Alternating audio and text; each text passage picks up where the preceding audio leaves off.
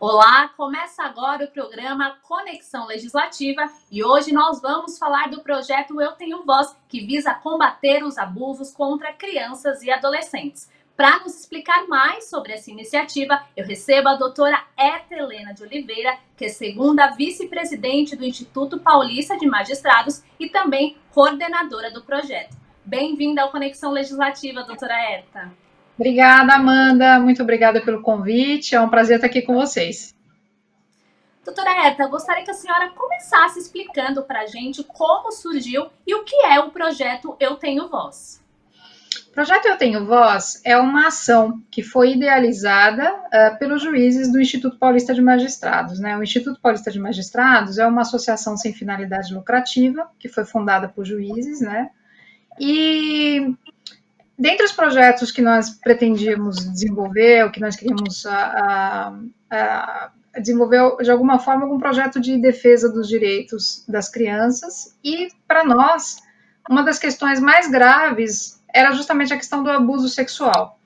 Então, nós queríamos idealizar uma forma de chegar até as crianças para poder explicar para elas como elas poderiam se defender numa eventual situação de abuso. Então, começamos a pensar em várias possibilidades, mas assim, o juiz tem uma linguagem que é muito técnica. Se a gente fosse simplesmente fazer uma palestra na escola, dificilmente o resultado seria útil. Você passa a informação, mas a nossa linguagem não é uma linguagem fácil para ninguém, né? A gente tem que reconhecer, não é fácil nem para os parentes da gente, que dirá para uma criança que está numa fase que a gente quer atingir, que é de 8 a 12 anos, mais ou menos. Então, nós idealizamos chegar até as escolas com uma peça de teatro. E essa peça é a Marcas de Infância. Essa peça, ela conta 3 histórias, uma de abuso físico, de violência física, e 2 de abuso sexual. Depois que a gente apresenta a peça de teatro na escola, a gente conversa com as crianças. Essa apresentação é sempre seguida, sempre acompanhada por um juiz, né? Ou um promotor de justiça, ou uma procuradora, mas sempre tem alguém ligado à área da justiça, e normalmente é um juiz que acompanha. Depois que termina essa apresentação, a gente conversa com as crianças e com os professores e faz um debate, né, para perceber se eles entenderam a mensagem que a gente levou, e a gente explica como eles podem pedir ajuda se eles estiverem numa situação de violência ou de abuso sexual. Doutora Herta, às vezes quando a gente fala de abusos contra crianças e adolescentes, as pessoas pensam normalmente em abuso sexual. Mas tem outros tipos de ações que também caracterizam violências. A senhora poderia explicar um pouquinho mais para a gente sobre isso? Com certeza, Amanda. Na verdade, a violência contra a criança, ela tem várias facetas. A gente tem as violências físicas, que são aquelas mais evidentes, né? Uma agressão física, os maus tratos físicos, que não necessariamente podem incluir um tapa, uma surra, alguma coisa que fira o corpo, mas você causa um sofrimento físico, né? E nesse caso, por exemplo, vamos dar o exemplo da negligência. Muitas vezes a negligência é a forma mais comum de violência que a gente encontra contra a criança. É justamente aquele pai que não dá banho, que a criança fica sem banho, ela não tem uma troca de roupa, fica vários dias com a mesma roupa, fica sozinha em casa, às vezes até por questão de necessidade, os pais saem para trabalhar e deixam a criança trancada, às vezes presa numa cama, presa no pé da mesa, porque tem medo que a criança se fira, se machuque, a falta de atenção, tudo isso, a falta de atenção já entra na esfera da violência psicológica, mas essas negligências que implicam na condição física são uma das formas mais comuns de violência que a gente vê. Outra forma de violência, violência psicológica. É você simplesmente desprezar, menosprezar, atingir a autoestima daquela criança, ou às vezes simplesmente isolar a criança como se ela fosse invisível na casa, ela não faz parte da rotina da casa, ninguém vê a criança. Isso é uma forma de violência. Tem a violência sexual, que é o foco do projeto, é a violência sexual, embora a gente acabe abordando também a violência física, né? Que é uma violência difícil de você abordar, porque normalmente ela acontece no seio da família, é praticada por pessoas que são próximas da criança, que a criança tem confiança, então ela tem uma grande dificuldade, primeiro de entender que ela está sendo vítima da violência e depois de poder relatar isso. E por fim a gente tem o que a gente chama de violência institucional, que ocorre quando o caso é revelado, e aí se buscam as instâncias institucionais para a solução do problema, que seria a polícia, Ministério Público, Poder Judiciário, a própria área da saúde, que muitas vezes vai ter que dar um atendimento, e aí essa criança, ela recebe um tratamento que faz com que ela sofra muito mais, ou ela é obrigada a repetir inúmeras vezes aquilo que aconteceu, é uma revitimização, ou dentro da própria instituição o caso não é tratado como tem que ser tratado, e ela, por exemplo, deveria ter uma medida para que ela fosse afastada do lar, fosse abrigada, isso não ocorre, ela permanece no âmbito num lar violento. Então, isso tudo a gente qualifica como violência institucional. Mas são basicamente essas modalidades. Doutora Herta, a senhora citou que, em alguns casos, o agressor é alguém próximo da criança. Então, gostaria que a senhora falasse um pouco sobre o perfil desse agressor, porque muitas vezes as pessoas têm a impressão de que é alguém distante, alguém que pode não conhecer aquela criança, mas muitas vezes as agressões acontecem dentro do ambiente doméstico, né? Normalmente, sim. Olha, sabe aquela história de quando a gente é criança, que a mãe fala pra gente, olha, você não vai sair na rua sozinha porque tem um homem do saco? O homem do saco, não sei se você chegou a pegar isso, mas na minha época, quando eu era criança, se falava muito do tal do homem do saco, para colocar medo nas crianças para eles ficarem dentro de casa. O homem do saco não corresponde a 1% dos casos de violência. Então, no caso de uma criança que é raptada por um terceiro, né, e sofre violência sexual, é uma raridade se a gente for comparar com a grande maioria dos casos de abuso sexual e violência sexual que ocorrem no seio da casa. Né? O que acontece? Acontece que, normalmente, o agressor, infelizmente, o perfil é o perfil masculino, a grande maioria dos agressores são homens. Isso não significa que não existam mulheres que pratiquem o abuso, porque isso ocorre também, mas é uma minoria. Estatisticamente, é bem abaixo do que ocorre com o sexo masculino. São pessoas que têm proximidade com a criança. Não necessariamente o pai, o avô, um parente tão próximo, mas às vezes pode ser um vizinho, uma pessoa com quem a criança convive, né, e que tem a facilidade de acesso à criança. E daí ocorre o que a gente chama da síndrome do segredo e a síndrome da adição, que são as duas síndromes que, unidas, fazem com que esse processo de abuso se perpetue no tempo. O que é a síndrome do segredo? A síndrome do segredo é o que ocorre com a vítima, porque ela não tem coragem de falar o que está acontecendo, por N motivos, ou porque ela se sente culpada, ou porque o abusador ameaça, fala que vai fazer algum mal com a família, fala que vai matar, faz um monte de chantagem, fala que ninguém vai acreditar no que ela vai dizer, isso é muito comum. Fala que se ela denunciar, ela vai ser retirada da casa, ela que vai ser internada, vai para a FEBEM, usam esses termos, e a criança, obviamente, é uma criança, ela tem medo, e se os adultos têm dificuldade de revelar uma violência sexual, que dirá uma criança? E o que é a síndrome da adição, por outro lado? A síndrome da adição é o que acontece com o abusador. O abusador, ele tem um vício na prática do abuso sexual. É a forma como ele consegue se expressar no seu âmbito erótico e sexualizado. Então, toda vez que ele tiver oportunidade, ele vai voltar a praticar o abuso. E esse abuso vai se perpetuando. Então, a regra, se a gente olhar para as estatísticas, é que os abusos, eles se repetem mais de uma vez e normalmente são praticados pelas pessoas que são próximas dessas crianças. Nós falamos do perfil, né, do agressor.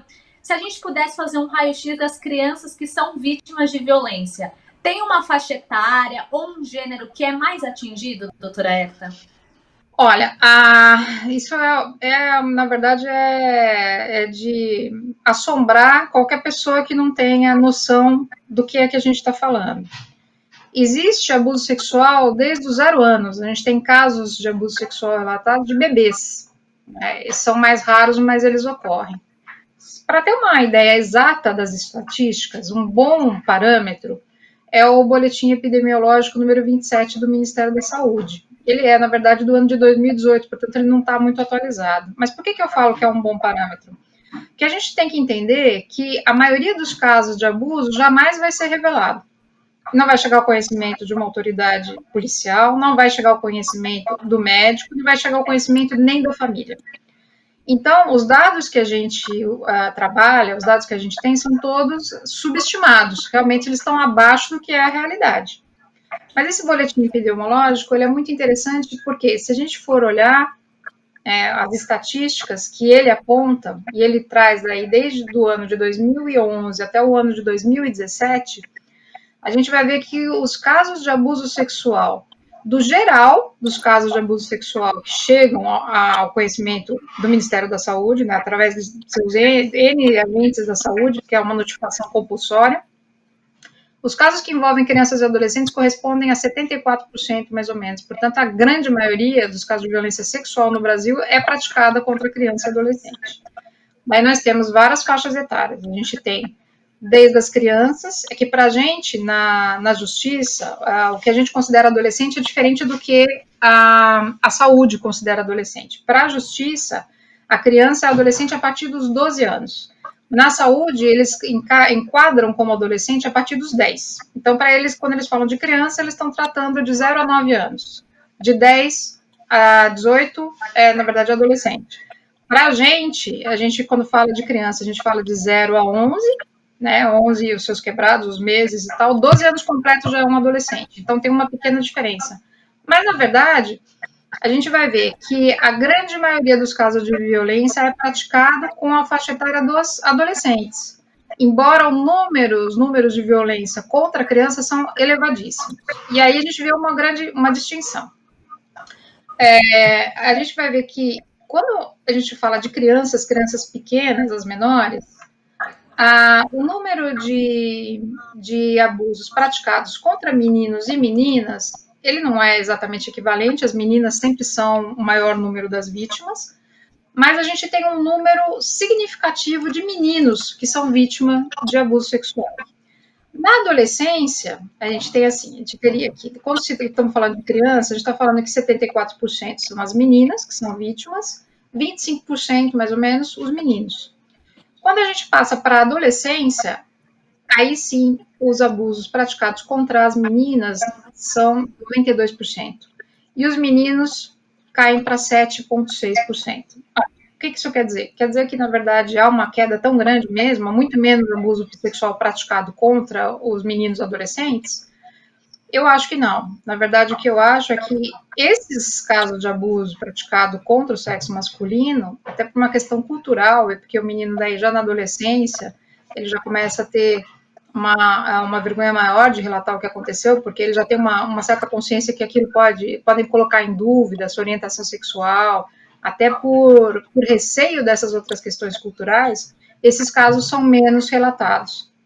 Mas não significa que seja em número menor. Deve ser menor, sim, né? Até porque também o menino tem uma força física talvez até maior para tentar evitar o abuso, mas eu não acredito nessa estatística, que essa estatística seja verdadeira.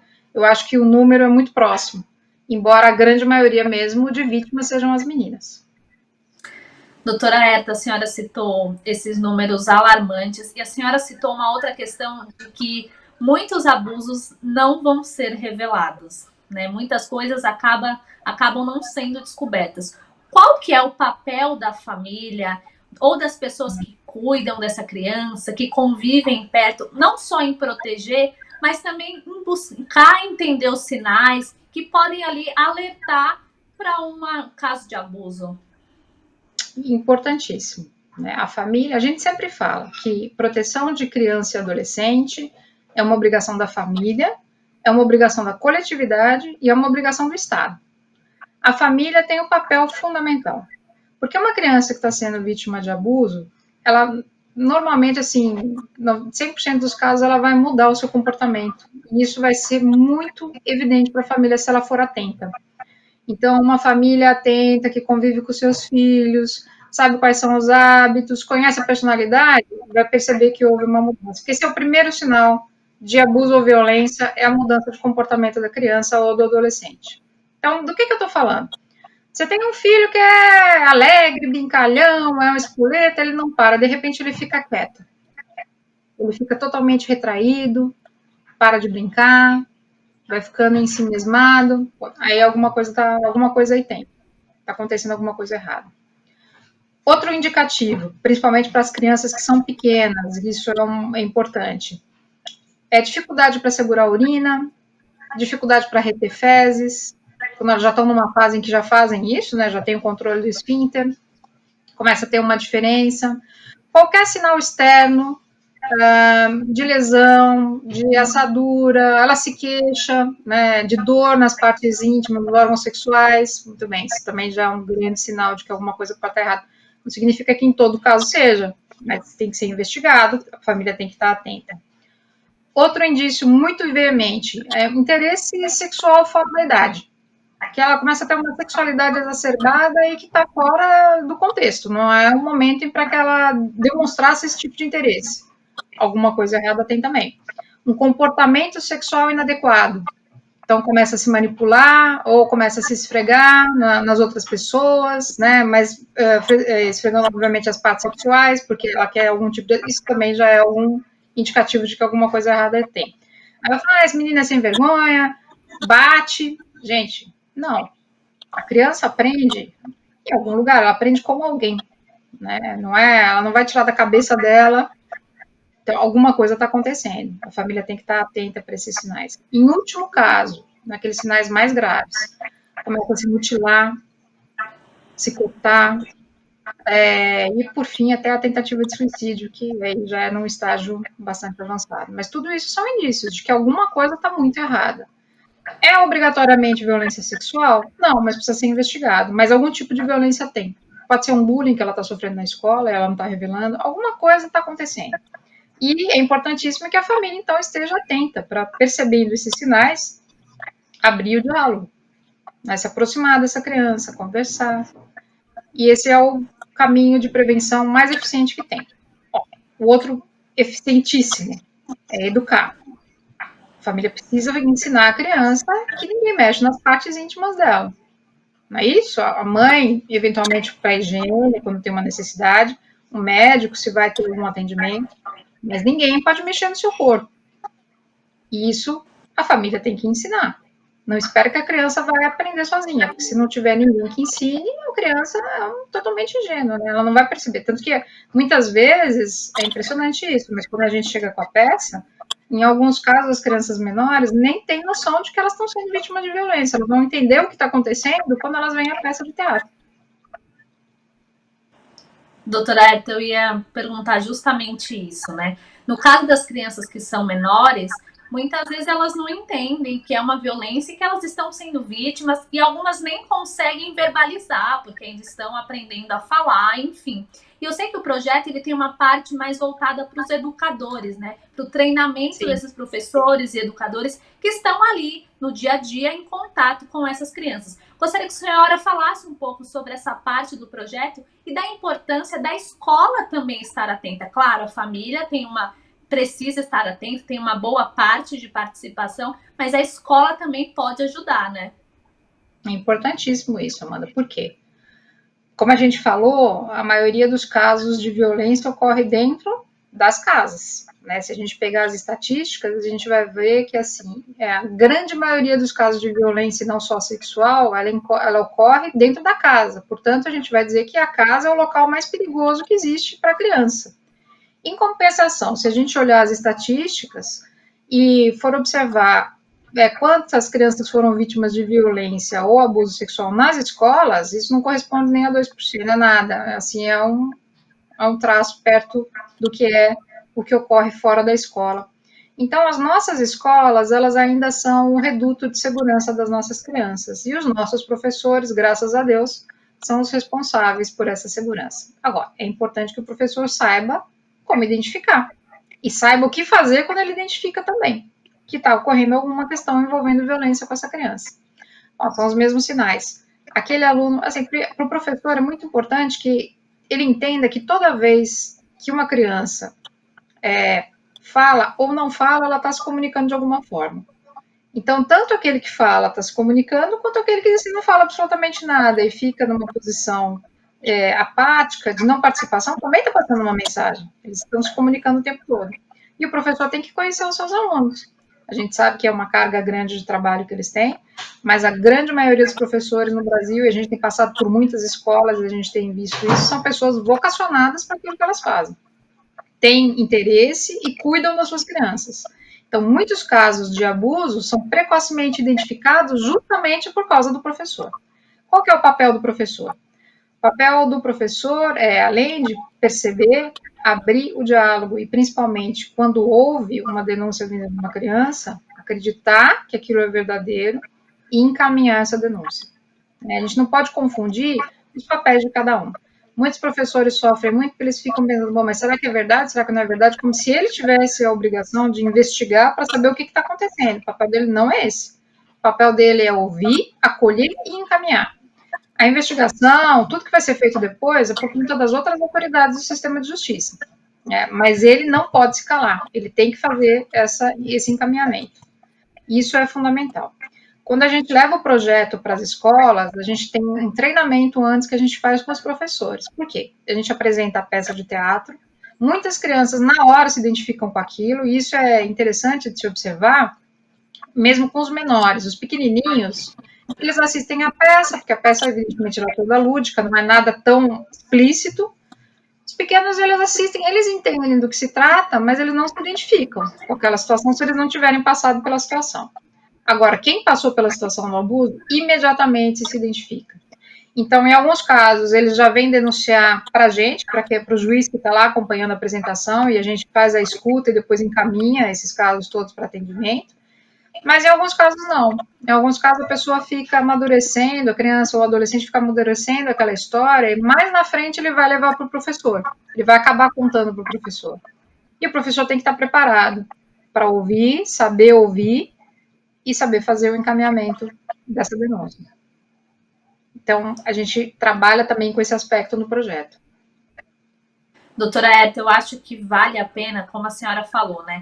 O professor ele não tem que investigar, ele tem que ajudar aquela criança e encaminhar para as autoridades competentes. Então, o que o professor, um familiar ou qualquer pessoa que conviva com a criança e que perceba que ela está sofrendo algum tipo de abuso, o que a gente tem que fazer, para quem a gente tem que recorrer? Então, vamos lá. Vamos pensar em duas situações. Uma situação em que você quer aparecer com uma pessoa que está fazendo a denúncia, porque você tem condição de fazer isso e você acha que não está sofrendo risco fazendo essa denúncia. E também que você não vai piorar a condição da criança trazendo essa denúncia vindo a público sem problema nenhum. Tem N lugares que você pode procurar. Vamos lá. Você pode procurar o Ministério Público direto, pode procurar a Vara da Infância e Juventude. Todo fórum tem uma Vara da Infância e Juventude, e na Vara da Infância e Juventude a gente tem um promotor e um juiz da Infância e Juventude. Esse promotor e esse juiz, eles fazem um trabalho basicamente de proteção das crianças e adolescentes. Pode procurar diretamente a Vara, pode procurar uma delegacia de polícia. Preferencialmente, a gente fala para procurar uma delegacia de defesa da mulher, porque elas são mais estruturadas para lidar com esse tipo de situação.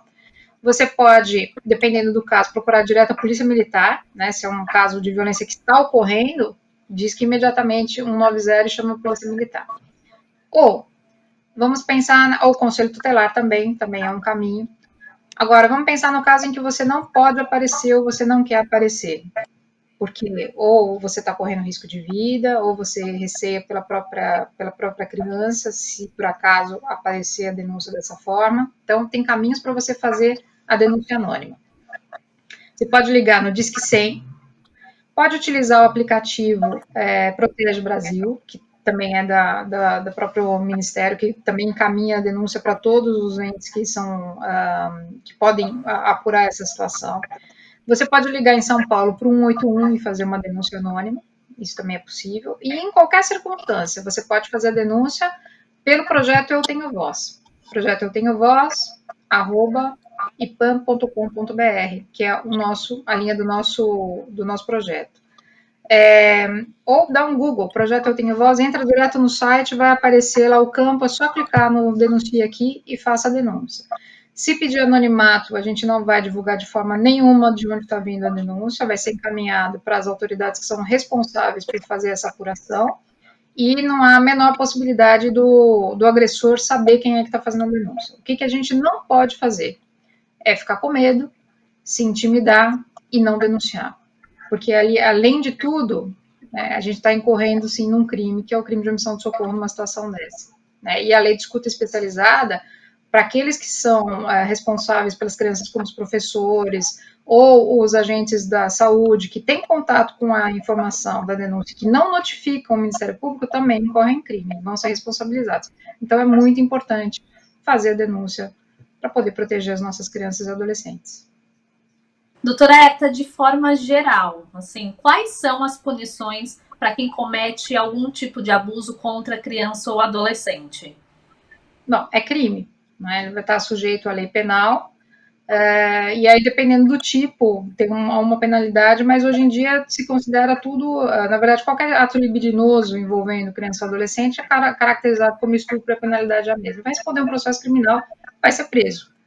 E é importante que se saiba que isso também é uma questão que muitas vezes as pessoas se desestimulam de fazer a denúncia, porque muitas vezes um pretenso agressor não vai ser responsabilizado penalmente. Então, a gente sabe, ocorreu lá a denúncia de que ocorreu um fato criminoso envolvendo essa pessoa, praticou lá o estupro contra uma determinada criança.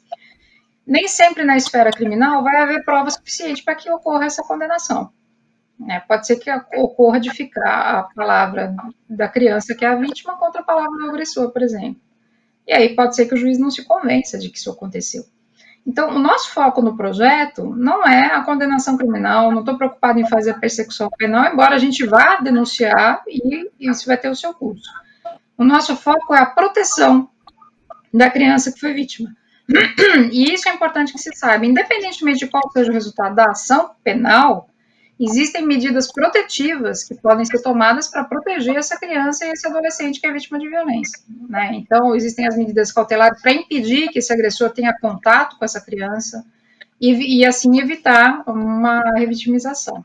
O que não é possível é que essa situação do abuso perdure, continue seguindo e a criança está obrigada a ficar tendo contato com a pessoa que está abusando, está sujeita a esse abuso, e as pessoas se acovardem, né? Eu acho que é importante que se saiba. E outra coisa que é muito importante, isso eu falo principalmente para os educadores, muitas vezes os professores têm medo de fazer a denúncia, porque acham que se eventualmente não ficar provado que ocorreu o crime, né, de abuso sexual, que eles vão ser responsabilizados de alguma forma. Ou que aquela pessoa pode se voltar contra a pessoa que denunciou. E isso eu posso te dizer, que não há a menor possibilidade desse professor responder, seja criminalmente, seja civilmente, porque ele simplesmente está fazendo o que a lei determina que ele faça, é a obrigação dele fazer isso. Então, se depois vão conseguir provar ou não vão conseguir provar, isso é um outro ponto, é uma outra questão. Mas ele fez o seu papel, ele fez o que ele tinha que fazer, que é justamente denunciar. Doutora Herta, o nosso programa está chegando ao fim, mas eu gostaria que a senhora falasse da importância da educação e também de ações como o projeto Eu Tenho Voz, não só para combater a violência, mas também para alertar os pais e até as crianças do que não pode ser aceito, de situações que podem parecer que são normais, mas que na realidade caracterizam abusos.